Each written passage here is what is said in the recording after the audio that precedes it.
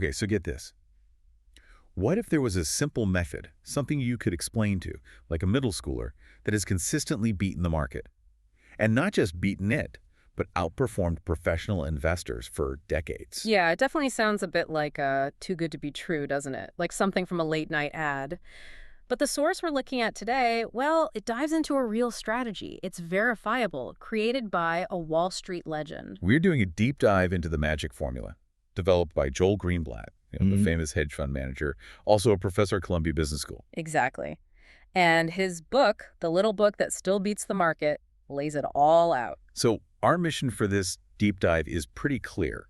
We need to unpack the core logic, which honestly is surprisingly elegant, really accessible.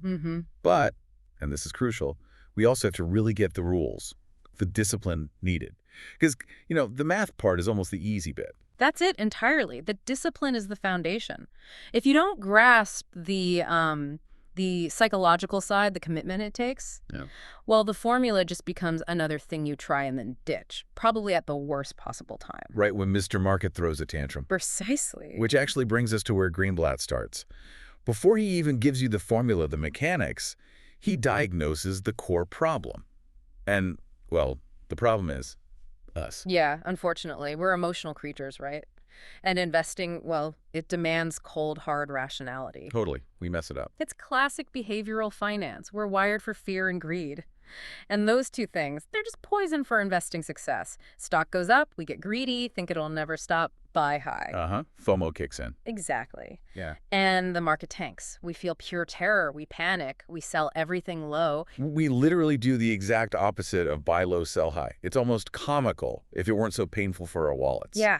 And Greenblatt uses that famous Mr. Market analogy to really drive this home. It originally came from Benjamin Graham, actually. Yeah. So imagine Mr. Market is your business partner. Every single day, he shows up, offers to buy your shares or maybe sell you his. Okay, simple enough. But here's the twist. Mr. Market is, let's just say, emotionally volatile.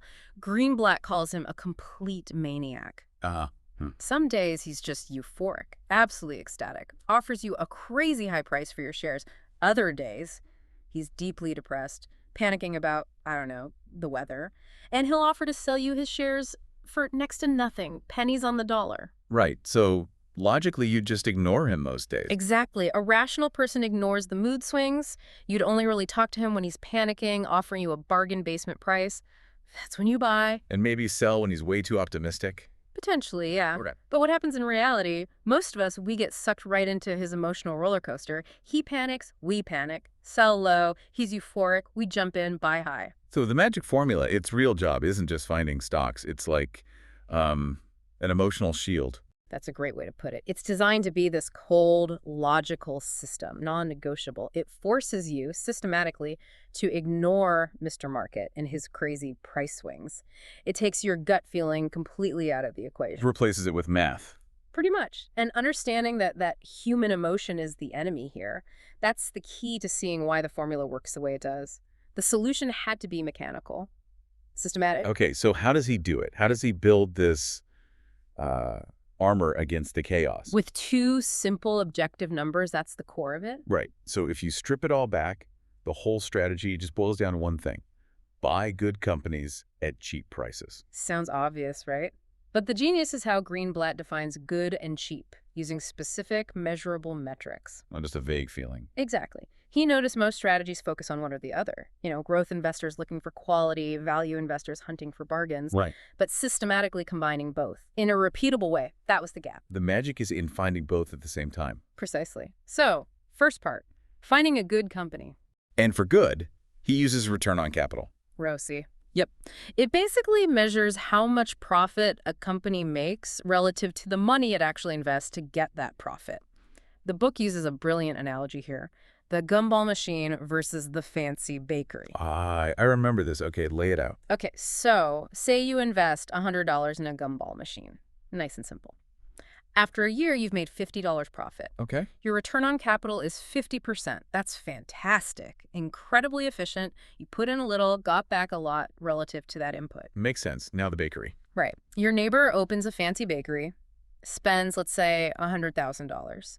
Big investment, Ovens, refrigerators, fancy decor, the whole 9 yards.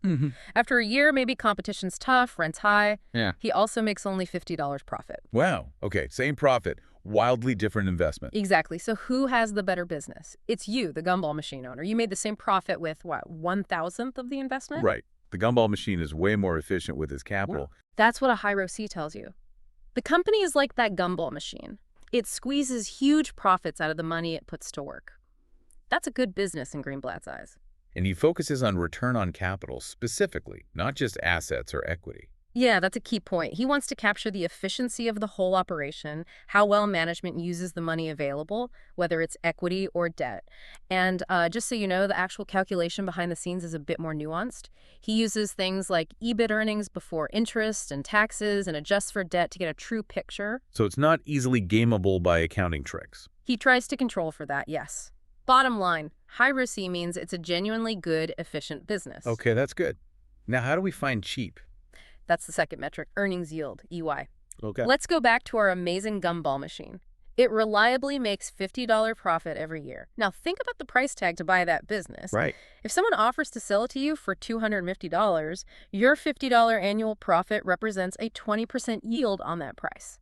$50 profit, $250 price. 20%. That sounds like a steal. It is. That's a high earnings yield. It signals a bargain. But what if they ask for more? Like $1,000 for the same machine? Okay, now your $50 profit is only a 5% yield, $50,000. See, it's the same good business, still churning out $50, but at that higher price, it's not cheap anymore. The yield is low. Got it. So earnings yield connects the profit to the actual stock price, tells you if it's a bargain right now. Exactly. It's basically the inverse of the PE ratio everyone talks about, but framing it as a yield makes the return on your purchase price much clearer. High earnings yield means cheap company. Low earnings yield means expensive company. So the sweet spot, the magic, is finding companies that score high on both lists. High ROC and high EY. That's the intersection we're looking for. The efficient businesses that the market is currently, for whatever reason, undervaluing. Okay, so we have the two metrics. How does it actually work in practice? How do you build the portfolio? Well, the beauty here is that it becomes purely mechanical, which, as we said, helps you avoid those emotional traps. He calls it the 1-2-3 method. Okay, 1, 2, 3. Lay it out. Step 1, rank by goodness. You take a huge list of stocks, maybe thousands, and you rank every single one based only on return on capital. Highest ROC gets ranked #1, second highest #2, and so on, all the way down. Okay, simple ranking. Got it. Step 2, rank by cheapness. You take that exact same list of companies, don't change it, but this time you re-rank them based purely on earnings yield.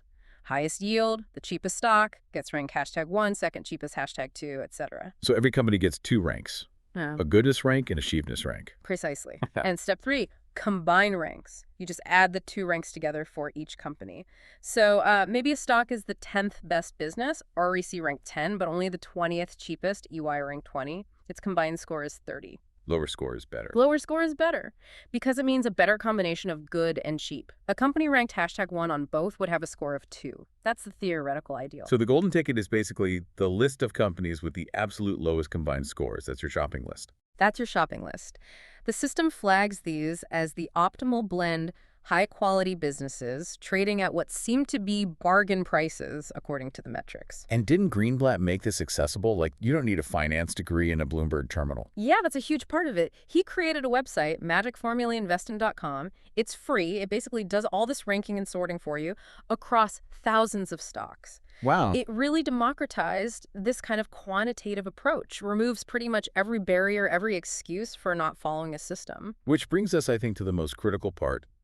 The part listeners really need to absorb: the rules. Greenblatt hammers this home, right? The math is only like 10% of the success. Oh, absolutely. Maybe even less. The other 90%, maybe 95%. It's pure, unwavering discipline. This is where people fail. This is the real magic, maybe. Sticking to it. That's definitely how Greenblatt frames it. The system works partly because it's hard to stick to. It filters out the impatient, the emotional. So let's talk rules. Rule 1 is crucial. Buy a basket. Meaning, you can't just pick one or two favorites from the list. No way. You absolutely cannot cherry pick. The formula might spit out, say, the top 100 stocks. You need to buy a portfolio, typically 20 to 30 of those top-ranked companies. Diversification across the formula's picks. Why is that so important? Because Greenblatt is realistic, he knows some of these picks will be duds. Some companies that look good and cheap on paper might, actually have problems the numbers don't catch immediately. Mr. Market might actually be right sometimes. Okay. But the system is based on averages. Over the basket of 20 or 30 stocks, the few massive winners, the ones where the market was truly wrong, are expected to far outweigh the losers. It ensures the portfolio performs even if individual stocks don't. It's not about picking individual winners. Right. Portfolio strategy. Makes sense. Okay. Rule 2. Rule 2. Be patient. And honestly, this is the absolute hardest one, the biggest psychological hurdle. Because Greenblatt warns you up front. Expect to underperform sometimes. The formula will lag the market averages for periods, sometimes months, sometimes even a year or two. Wait, so the system that beats the market sometimes doesn't beat the market. Exactly. And that's where people bail. They start the formula, it works okay, then maybe for 12, 18 months, the S&P 500 is doing better. The pain of seeing your disciplined approach lose becomes unbearable for most. And they quit. They quit. Often right before the formula stocks, those value stocks, are about to have their day and catch up or surge ahead. That underperformance period is almost like a feature, not a bug. It keeps the crowds out. So you have to commit, knowing there will be tough stretches. For how long? Minimum commitment, he says, is 3 to 5 years. You have to give the market time to recognize the value in these companies and correct the mispricing, that lag. That's your opportunity if you have the stomach for it. Okay. Basket, patience. Rule 3. Rule 3. Hold for a year. You buy your basket of stocks, and you hold those specific stocks for approximately 1 year. Why a year specifically? Taxes or... Taxes play a part, aiming for long-term capital gains treatment generally. But more fundamentally, it forces a systematic reevaluation. After about a year, you sell the stocks you bought, then you rerun the entire formula with the latest data. Get the new list of top-ranked stocks, and you reinvest, rebalance your portfolio based on that new list. So it prevents you from getting attached to a stock. Exactly. If one of your good and cheap stocks has now become expensive because its price shot up, its earnings yield drops, the formula will likely kick it off the list. The system forces you to sell it even if you love the company and redeploy that capital into the next set of bargains. It keeps you disciplined, focused solely on the numbers, on the value. No falling in love with your winners. None of that. It's cold, rational, systematic. So when you put it all together, the real magic, as the source says, it isn't some super complex algorithm. It's the elegant simplicity combined with the brutal discipline it demands. That's it. The system shields you from Mr. Market's moods, yes. But maybe more importantly, it shields you from yourself, from your own fear, your own greed. Okay, so the big takeaway here seems pretty clear. It's not about finding some hidden complex secret. It's about having a proven system, a simple one even, that forces you to do the right things, buy good companies cheap, and then critically, having the discipline to just stick with it. Right. Consistency and patience enforced by the system itself. Greenblatt basically showed that disciplined simplicity can actually outperform complex emotional decision-making over the long haul. It's a powerful idea.